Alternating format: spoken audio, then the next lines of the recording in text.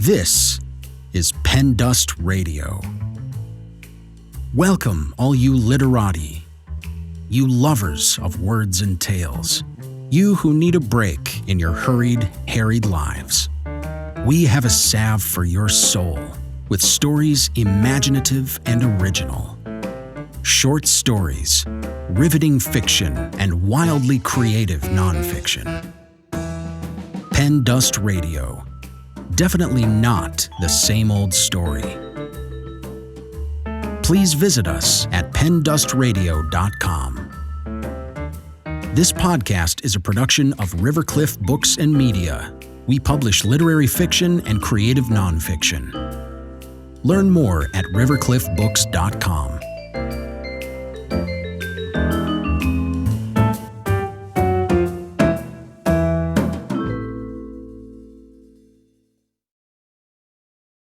In this touching memoir, Sarah K. Lenz recalls a journey with her father along the rural backroads of central Nebraska, visiting the significant landmarks of his life in what he called his nostalgia tour. He reflects on his life as a failed farmer, and she remembers flashes of alcohol-fueled abuse. But an unexpected detour turns out to be the catalyst for a surprising moment of redemption. Sarah K. Lenz's nonfiction has appeared in numerous literary journals. She's the founder of the Writers' Studio, Corpus Christi, a community-based organization devoted to creative writing education. She teaches writing at Del Mar College in Corpus Christi, Texas, where she lives with her husband, son, and 3 cantankerous cats. Driving the Section Line. Written by Sarah K. Lenz. Read by Julie Niblett. "When I die, I want you to dump my ashes on Henry's Hill," Dad said. We sat at his kitchen table in his trailer house on Lot No. 1, Del Mar Mobile Home Court in Doniphan, Nebraska, where he now lived alone. "Okay," I said. "Why are you telling me this?" "Someone needs to know." He had a USA Gold cigarette, the brand he switched to when Marlboros got too expensive, pinched between his leathery fingers. His other hand clasped a can of Old Milwaukee Red Label. On the table, a scrape the size of a dinner plate marked the spot where decade after decade he had rested his beer. Like a cataract or a contusion, the Formica's wood print had been scraped down by the bottom of the can. "Now I mean it. You're to cremate me and dump my ashes on Henry's Hill." He had reached the familiar state of drunkenness in which he repeats himself, forgetting moments ago what he just said. He would reiterate this thread of conversation over and over until he ran out of beer, or stumbled off to bed to pass out. I took a sip of my beer. It was late May, and I was back from grad school in Georgia for a visit. I only saw Dad once or twice a year now, and as much as it was tedious to sit there in the same conversation loop, something in me felt duty-bound. My husband, Kent, had stayed behind in Georgia. I'd called him earlier that afternoon because I needed to tell someone about how depressing it was to see how my dad's life had diminished. Kent reminded me, "You're the best thing he's done. He's proud of you and loves you. You can handle this visit." Though I appreciated his words, filial obligation weighed heavily. I thought about my younger sister, who hadn't spoken to our father in over a decade, not since he showed up to her wedding drunk. Part of me envied her for the clean break she'd made. "The kitchen looks nice," I offered, trying to get him out of the conversational rut. Since my last visit, he'd remodeled, put in new oak cabinets and shiny laminate floors. "It was a bitch putting that sink in," Dad said, waving his beer can toward the new stainless steel fixture. "I broke 2 sets of brackets, had to make 3 trips to Menards. Looks pretty good, though. Sandy picked it all out before she got sick." He paused, took another long swig of beer. "Dump my ashes on Henry's Hill. You got that?" "Yes, you already told me."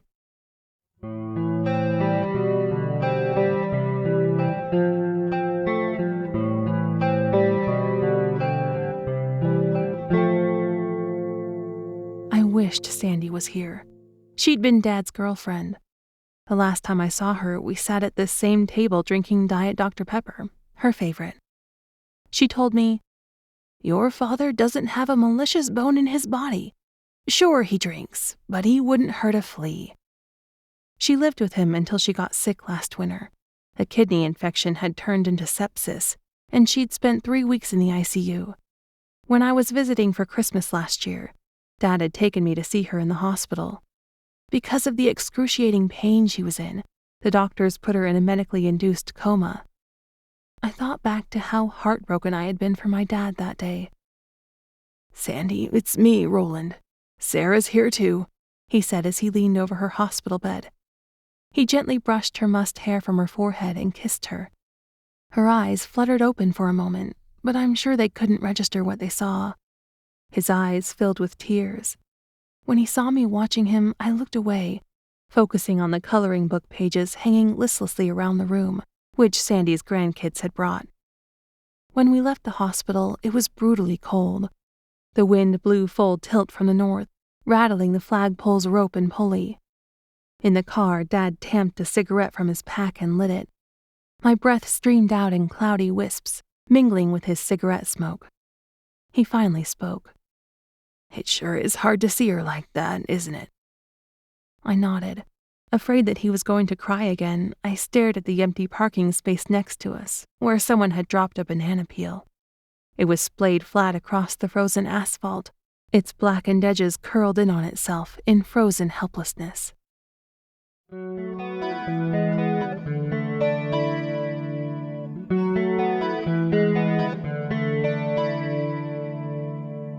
"Hey, get me another beer, will ya?" I got up from the table. Though there was a whole case of Old Milwaukee in his fridge, there was little food. A crumpled McDonald's bag with half a burger inside sat on one shelf, a dozen eggs and a package of hot dogs on another.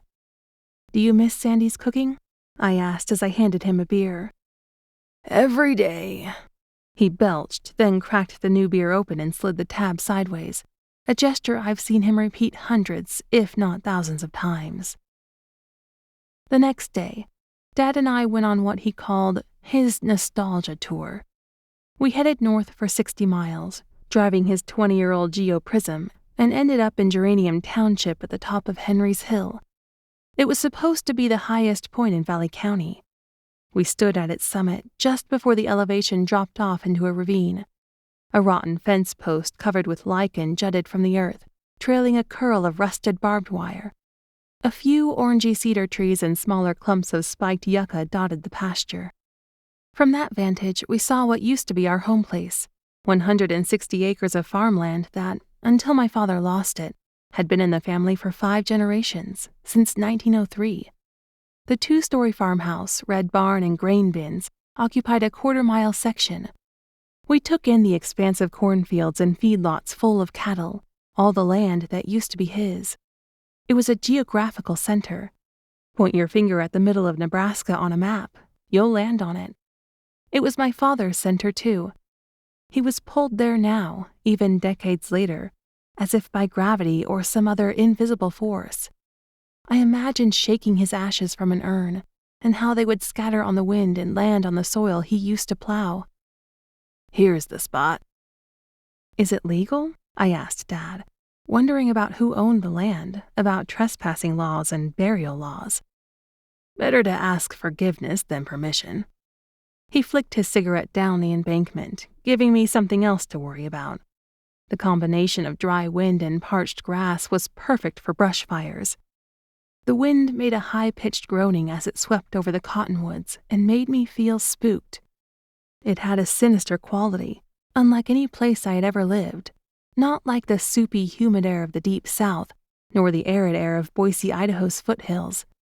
Those places didn't have real wind, unlike here, where the weather was mercurial. "When'd you start farming?" I asked. "Let's see, that would have been spring of 77. He squinted into the distance between the pasture and cornfields. He didn't see well anymore and needed cataract surgery. "Get me those binoculars in the glove box, will ya?" He had parked the white Geo a few feet away in the empty hayfield. I got the binoculars for him. "I should have known I'd have bad luck," he continued, binoculars held tight against his eyes as he focused in on the home place. "That first year, corn got hailed out. Lost everything." He paused and let the binoculars down. That kind of thing makes it hard not to be superstitious. Makes you wonder about God." Those words hadn't sunk in before he changed the subject. "This used to be a Pawnee Indian lookout." This was just speculation on his part, another kind of faith, the only kind he can muster anymore. After Henry's Hill, Dad drove the section lines, roads that follow both the compass coordinates and the mile-by-mile Jeffersonian grid that made a patchwork of this flyover country. We drove past a pasture where I used to tag along during calving season. Once I'd watched from the pickup as Dad helped a black Angus birth a white-faced calf. We drove past a freshly planted cornfield, a giant swath of brown corduroy. Its loam perfumed the air. We drove past another field Dad used to farm, where in the summer we checked the irrigation pivots. The sky spread so deep blue it hurt my eyes. It hit me how I used to feel a sense of peace on those summer nights. As dusk settled in, so did the feeling that all was right in the world. Driving through fields of corn as tall as the pickup truck, we had seen green leaves gleaming with moisture, the arching spray from the pivot hitting the last rays of sunlight, haloing the world in fleeting rainbows. I understood the ache of Dad's loss. We passed by grain bins with the Chief Industries logo, an Indian in profile wearing a white and red feathered headdress depicted in blockish rectangles. Dad retired from Chief a few years ago, but he still wore the same factory work clothes, navy blue Dickies work pants held on his bony frame by thick red suspenders. He had worked in fabrication and welding. I thought about the downward trajectory of his life, how he went from producing the grain that went into the bins to building the bins in a factory. The Geo crawled slowly along the gravel roads, soft at the edges from a recent rain. The windows were down. Waylon Jennings played on the tape deck. Dad barely said a word as we drove. I wondered what he was thinking about. All his talk about his funeral plans made me feel a sad sort of pity. What does it feel like to look back at your life and have little to show for it but a string of failures? Dad had returned to the home place in the late 70s to run the cattle and corn operation with his father and brother during the Earl Butz era of American agriculture, the beginning of rapid consolidations and the get big or get out mentality. They wanted to get big, and it seemed like the perfect time. Grain prices soared because of a rushing grain shortage. Dad had just suffered his first divorce and been discharged from the Air Force. With few other prospects, farming was his fallback, but he quickly fell in love with it. He also fell in love with my mother that summer. They eloped in September. 4 years later, I was born.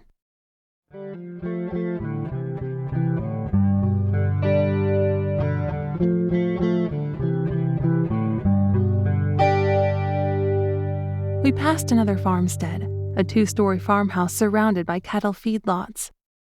"There's Treptows. You remember them?" "Sure." Dad said so little that I wasn't sure if I was supposed to elaborate on my response or match his few words. I remembered Calvin Treptow had tried to help Dad save the farm in the 1980s when things started to fall apart. At the height of prosperity, Dad, along with my grandpa and uncle, farmed 2,400 acres, fed 800 head of cattle, and hayed 1,000 acres. They'd managed to expand by taking out hundreds of thousands of dollars in loans for more land, more machinery, and more glistening black cattle. The bankers handed out loans like candy because the land was always there as collateral. Then the bubble burst. The bank that held the loans went under. Immediate repayment was due. Grandpa Harvey sold all his machinery and cattle and still fell short. The 160-acre home place, to which Grandpa held the deed, went to the FDIC, which foreclosed on the land and the farmhouse. Dad asked Calvin Treptow for help. Somehow, Dad convinced Calvin to buy the home place and rent it back to him. A farmer's agreement, sealed with a handshake. It didn't work out. Under a mountain of debt himself, after 8 years, Calvin put the home place up for sale. Hoping he had just enough collateral to swing it, my dad applied for a loan. During the 3 days wait for loan approval, the farm sold to someone else. I wondered if he drank because he lost the farm, or if he lost the farm because he drank. It was an impossible, tumbling riddle. I had been in second grade when we moved to a house in the small town of Ord, county seat of Valley County. All of Dad's farm equipment, planters, cultivators, combines, were auctioned to pay the bank. Dad took a job as an itinerant construction worker, welding girders and pouring concrete to build bridges and freeway ramps. In ever-widening circles, he followed the work away from his geographic center. We drove on. Dad wanted to take me to the one-room school where my grandma had taught and where he and my uncles went to school into the 8th grade before transferring to Ord High School. At first, he couldn't find the schoolhouse. I worried about his mind. Surely 40 years of alcoholism shoots memory to hell. Apparently, a farmer moved the schoolhouse building on the back of a haystack mover, so now it sat in someone's back pasture. For 45 minutes we drove up and down the section lines before we turned off the road and nosed the car up to a 3-strand barbed wire gate. "Get the gate, will ya?" Now I was less worried about trespassing and more worried about cattle. What if there was a bull? Reluctantly, I unbuckled the seatbelt that Dad teased me for wearing. Maybe he had a point. We hadn't met another car all day, nor exceeded 45 miles per hour. Still, I knew how loose gravel could fishtail a car without warning. The gate was jerry-rigged with baling wire and pliers. I laid the fence down flat so that he could drive over the wire. I refastened the gate and got back in the car. Dad found a cowpath rut in the pasture and followed it along the hills. At 10 miles per hour, the car pitched like a boat over swells. Behind a cluster of cedars, I saw it. A sagging schoolhouse, its clapboards weathered to a dull gray. Dad got out of the car, stubbed his cigarette in the grass, and rattled out a spittle-laden cough. He opened the front door and walked in like he owned the place. The building's graceful decay made it more beautiful than it ever could have been in its prime. Peeking through rot holes in the roof, sunlight dappled the warped floorboards and flashed across a broken wall. Plaster crumbled off wood lathes like frosting off a cake. Long skins of milk-green paint peeled from the remaining plaster. Dad wandered around the ruined schoolroom. "Look, here's the old bell tower," he said. I looked up. The belfry was empty. "Remember that old bell we had on the farm? Here's where it came from. Your grandma got it when they closed the school, but it sold at the foreclosure auction. Remember?" I did, and I understood why he called this his nostalgia tour. Each landmark or object was a way for him to tell me, without so many words, the stories I already knew. If I was his legacy, he needed to be reassured that I knew his stories and that they would live on after he's gone. When I was growing up, Mom had used the school bell for a dinner gong. My favorite chore was ringing it when supper was ready. No matter how far away Dad worked on the home place, the bell summoned him. Only a sound that crisp and loud could pierce the windy, almost treeless land. It traveled farther than my loudest screams, meant to provoke the tom turkeys into gobbling, louder than the howl of Spike, our border collie, and louder than the cries of wild coyotes. It filled the space with its resounding, mellifluous tolling. I felt it in my throat and lungs, almost tasted it as it caught and scattered in the wind. In this small family ritual, maybe we had wished the gong could put demons to flight and protect us from hail and tornadoes. After a few minutes, I felt anxious in the schoolhouse's silence, broken only by the wind swishing ominously through the cedars. A mud-caked four-wheeler parked in the back room reminded me that we were trespassing again. Did the owner carry a gun? Might he think we were there to steal his property? Dad wasn't worried. If needed, he could explain why we were there.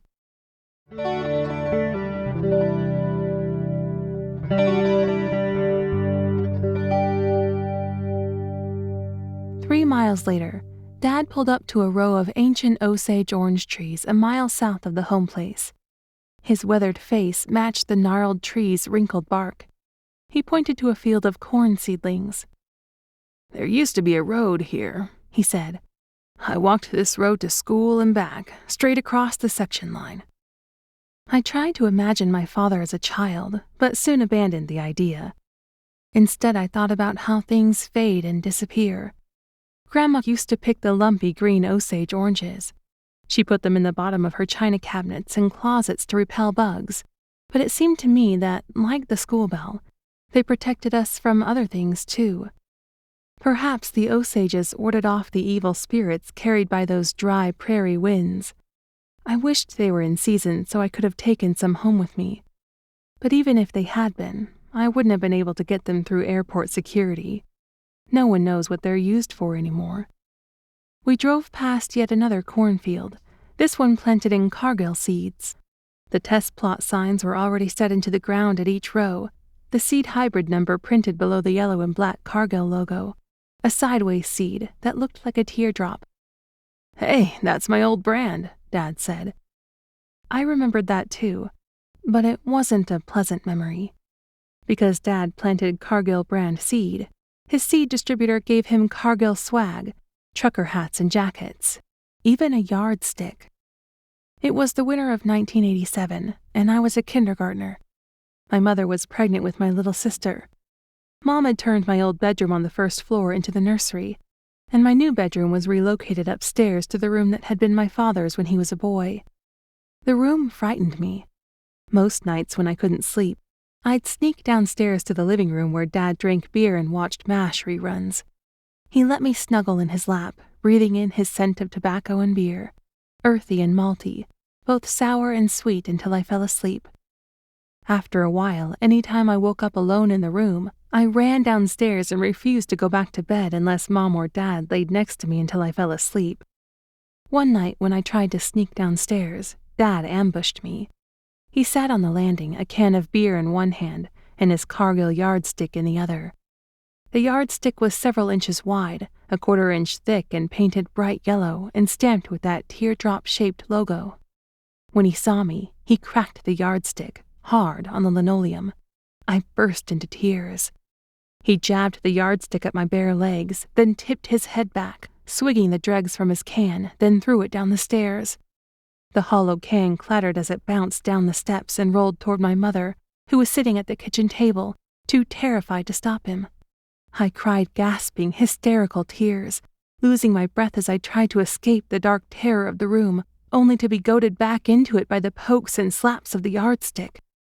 That night I fell asleep with my face pressed against the crack of light at the bottom of the closed door.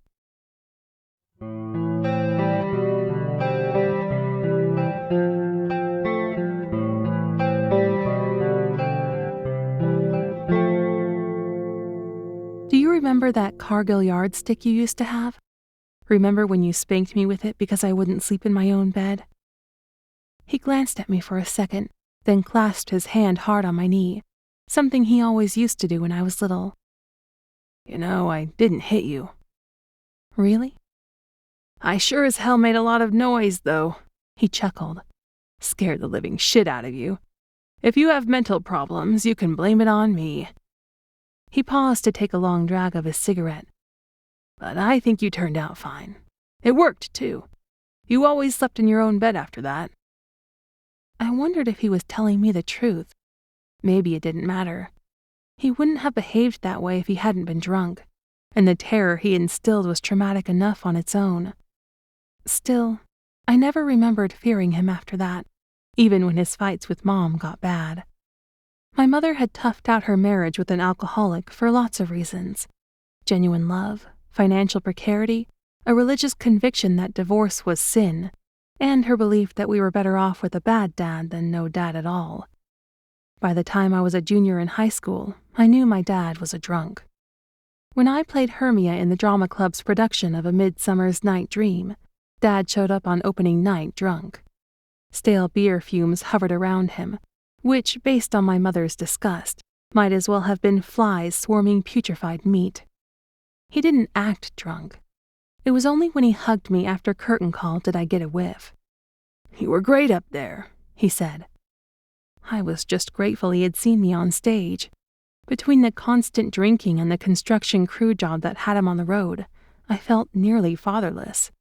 I clung to the tiniest crumbs of praise from him because compliments were rare and unexpected. Growing up, I'd never known how to gauge his emotions. Would he demand silence and ignore me? Become garrulous and tell funny stories? Or would he erupt in rage? Not long after I'd moved away to college, Mom finally filed for divorce. This was after Dad had landed a steady job at Chief Industries.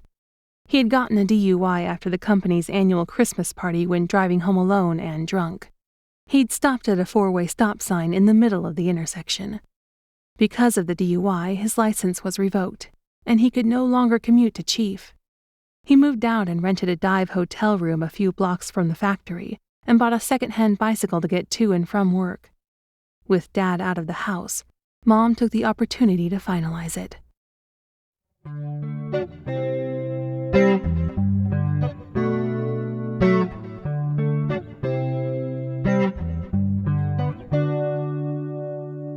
I saw a pickup truck approaching in the distance. Dad exchanged a one-fingered wave with the driver, a cultural norm around here. "How's your mother?" Dad asked. "She's fine," I said. I looked out the window at a field spotted with round hay bales. I'm sure he wondered if she was happier without him. "We should head back," Dad said. He coughed, rattling phlegm again as he lit another cigarette. I knew he was getting antsy for a beer, ready to spend the rest of the day downing his habitual 12-pack. He pointed the car east, toward the nearest package store in Ord, about 7 miles away. On our way, we came upon the Geranium Catholic Church, a quaint brick church with a white steeple centered on its peaked roof, a sight so familiar to me it could have been a painting over my bed. A gravel parking lot spread out in front. To its south, more cornfields.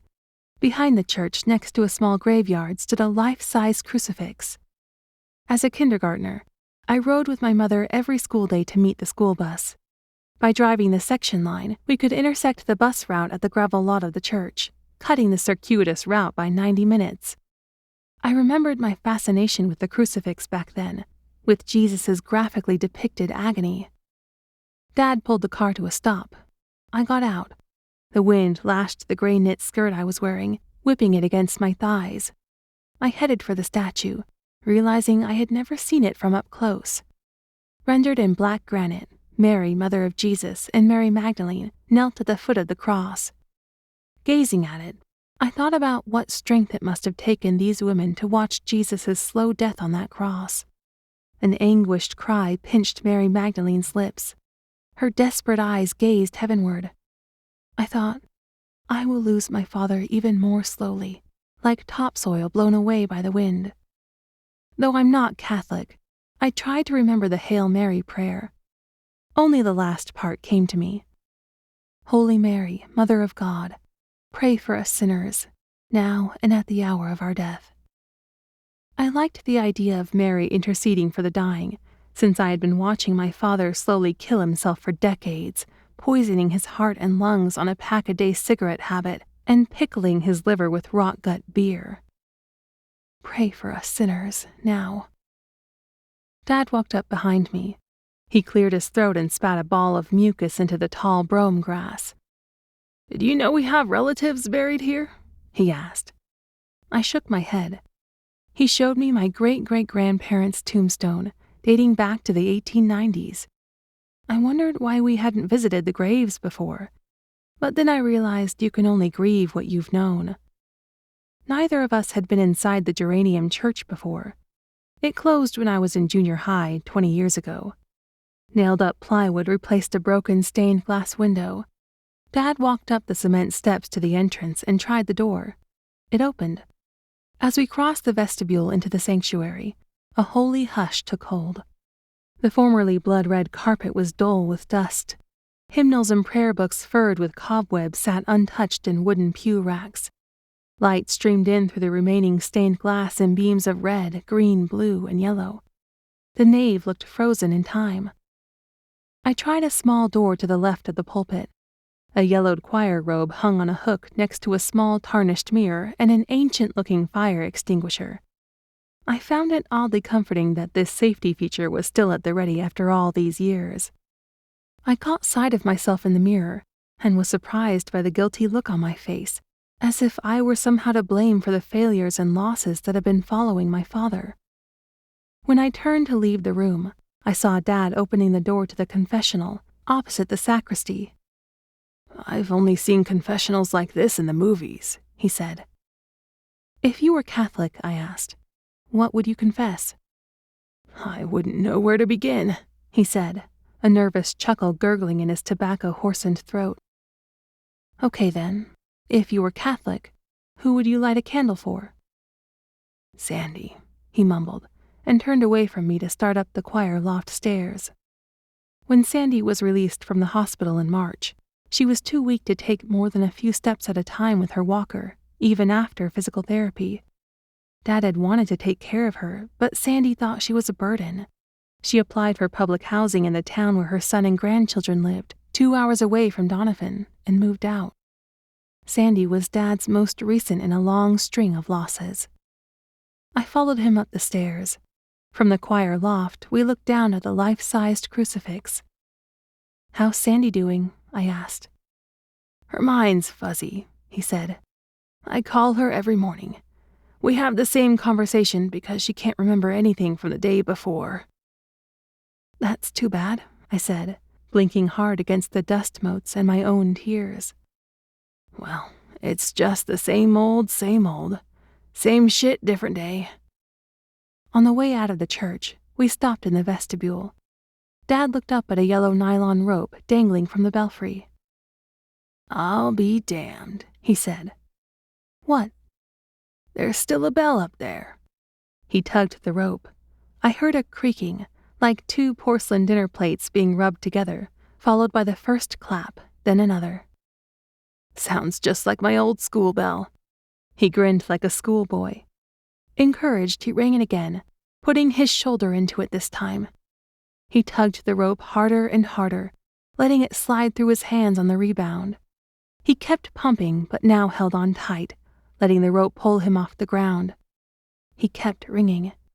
The sound grew louder, the rings blending into a single unbroken pulse. My ears buzzed. I imagined the sound waves spreading over the section lines, across the fields in concentric circles, past the sculpture of Jesus, past the schoolhouse, past the home place, past Henry's Hill, spreading out wider and wider into the universe. My father kept ringing. He was ringing away demons and thunderstorms, ringing away illnesses, ringing away random acts of God, chasing off the last heavy silences that hung between us. His grin revealed rotting teeth, and beads of sweat dotted his forehead. At last, my father let go of the rope. It took a long time for the clapper to stop. Finally, as the last reverberations faded, and Dad started to catch his breath, he began to hack and cough. I asked him if he was okay. He nodded and took a blue hanky from his back pocket, mopping his face. Then he looked at me, eyes beaming with love as dust motes swirled in an angled stream across the transom, snared by rays of sunlight.